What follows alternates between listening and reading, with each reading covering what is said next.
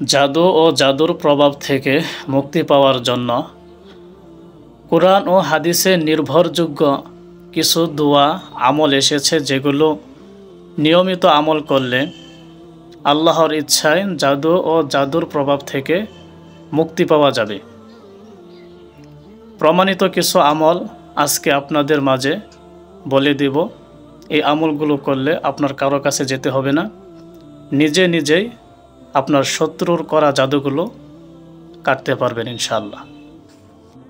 তাহলে সকালে সন্ধ্যায় অর্থাৎ ফজরের নামাজের পর, মাগরিবের নামাজের পরে সূরা ফালাক এবং সূরা নাস 3 বার পরে শরীরে ফু দিবেন।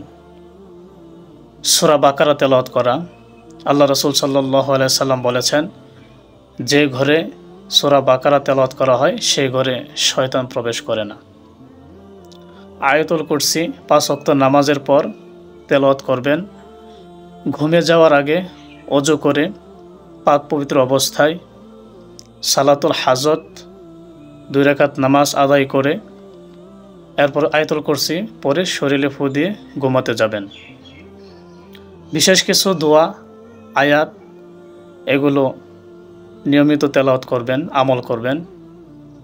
সূরা ফাতিহা, সূরা বাকারার শেষ 2 আয়াত আমানার রাসূল, এখান থেকে, এবং কিছু দোয়া আছে, আউযু বিকালিমাতিল্লাহি তাম্মা মিন শাররি মা খালাক, আউযু বিকালিমাতিল্লাহি তাম্মা মিন শাইতানি ওয়া হাম্মা ওয়া মিন কুল্লি আইনিল লাম্মা, এবং নিয়মিত ইস্তেগফার পড়া, হাসবুনাল্লাহু ওয়া নি'মাল ওয়াকিল, লা ইলাহা ইল্লা আনতা সুবহানাকা ইন্নী কুনতু মিনাজ জালিমিন।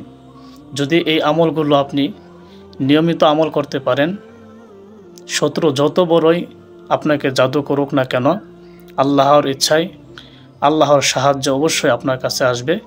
এই জাদুগুলো ধ্বংস হয়ে যাবে, আপনাকে কোনো প্রকার ক্ষতি করতে পারবে না।